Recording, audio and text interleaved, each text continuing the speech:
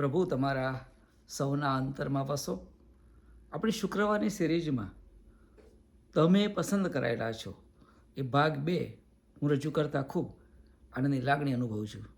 આપ સર્વના ઉત્તેજન માટે હું આભાર માનું છું. હું જ્યારે ભારતમાં હતો ત્યારે એકવાર ટ્રેનની મુસાફરી કરી રહ્યો હતો અને ત્યારે મારી સામેની સીટ ઉપર એક જુવાન છોકરો લગભગ 15 વર્ષની આસપાસનો હતો. એના પિતાજી સાથે બેઠો હતો. એના પિતાને એવું કહી રહ્યો હતો કે પપ્પા પપ્પા જુઓ, આ બધા વૃક્ષો દોડે છે. એના પિતા બોલ્યા, હા દીકરા. થોડી વાર પછી આ દીકરાએ એવું કહ્યું કે પપ્પા પપ્પા જુઓ, પેલા વાદળો દોડે છે. એના પપ્પાએ કહ્યું કે હા દીકરા. અને ત્યારે મારી બાજુમાં બેઠેલા એક ભાઈ બોલ્યા કે વડીલ, મારી જાણમાં એક સારા મનોચિકિત્સક છે, લો એમનો આ મોબાઈલ નંબર. એ વડીલ ચૂપ રહ્યા અને પછી ધીમે રહીને એવું બોલ્યા, મેં આનું હમણાં જ આંખનું ઓપરેશન કરાવ્યું છે અને એ પહેલી વખત એની આંખોએ આ દુનિયા એ જોઈ રહ્યો છે. આપણે ઘણી વખત પૂરી પરિસ્થિતિ જાણ્યા વગર આપણો અભિપ્રાય એ જણાવીએ છીએ. આજે હું માત્ર તમને 5 મિનિટમાં એ ઈસુના પિતા યુસુફ વિશે જણાવવા માગું છું.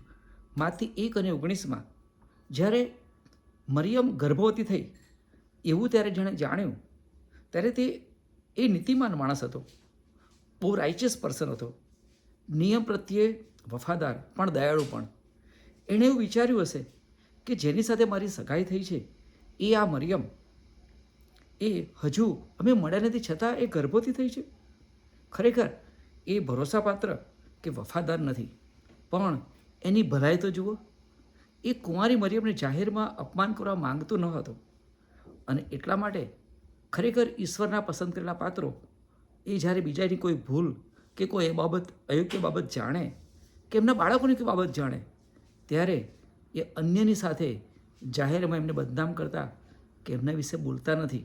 જો ખરેખર તમે પસંદ કરેલું જો પાત્ર છો તો તમે આવું નહીં કરો. અને જો કદાચ તમે કોઈની વિરુદ્ધ આવું કરેલું છે તો એમની માફી માગો અને પ્રભુની આગળ માફી માગો. યુસુફ ગુપ્ત રીતે એ મરિયમને મૂકી દેવાનો વિચારતો હતો. એવામાં માથી 1:20 કહેવાય, 1:20 લખ્યું છે, એટ ધેટ ટાઈમ પ્રભુના દૂતે આવીને દર્શન આપ્યું કે તારી પત્ની મરિયમને તું તેડી લાવ, તેને પવિત્ર આત્માથી ગર્ભ રહ્યો છે. હવે યુસુફ પાસે 2 વિકલ્પો હતા. એક કે મરિયમને છોડી દેવી, જે માનવીય અભિગમ હતો કે કારણ કે કુંવારી સ્ત્રી અને પુરુષ એકબીજાને જાણ્યા વગર એ ગર્ભવતી કેવી રીતે બને, અને એ બાબત એનામાં મનમાં હતો પ્રશ્ન. અને બીજું કે પવિત્ર આત્મા એને દોરવણી આપેલી, દૂતે જણાવેલું એ બાબત ઉપર એણે વિશ્વાસ કરવો. અને યુસુફે વિશ્વાસ કર્યો વાલાઓ. તેણે અને માટે એ દેવનું પસંદ કરેલું એ પાત્ર બન્યું. ઘણીવાર આપણા જીવનોમાં પણ કોઈ અયોગ્ય નિર્ણય લેવાઈ જાય એ પહેલાં આપણા મા બાપ દ્વારા, મિત્રો દ્વારા કે પ્રભુના કોઈ સેવક દ્વારા આપણને દિશા સૂચન કે માર્ગદર્શન ઘણી વખત મળતું હોય છે.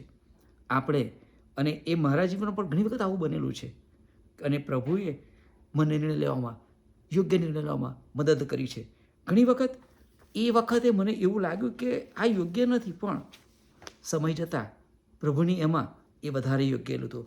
અને છેલ્લી બાબત કહીશ કે યુસુફ જે હતો એ માથી 1:25 કે મરિયમને દીકરો જન્મવાનો હતો ત્યાં સુધી એ યુસુફ એ મરિયમને જાણીને, એટલે કે પોતે પવિત્ર રહ્યો અને મરિયમને પણ પવિત્ર રહેવા દીધી. આ સ્ત્રી પ્રત્યેનો એનો આદર ભાવ અને માટે જ ખરેખર એ ઈશ્વરનું પસંદ કરેલું પાત્ર એ યુસુફ બની શક્યો. તમે દેવનું પસંદ કરેલું પાત્ર છો તો તેની સેવામાં, તેના કામને માટે પ્રભુ આપણ બધાને તેનું પસંદ કરેલું પાત્ર બનવાને અને તે પ્રમાણે વર્તવાને તમને અને મને પ્રભુ કૃપા આપો. ફરી આવતા શુક્રવારે નવા પાત્ર સાથે આપણે મળીશું. ત્યાં સુધી મારો વહાલો ઈસુ તમારી ને તમારા પરિવારની સંભાળ રાખે. તમને પ્રભુ આશીર્વાદ આપો. Merry Christmas to all of you. Thank you.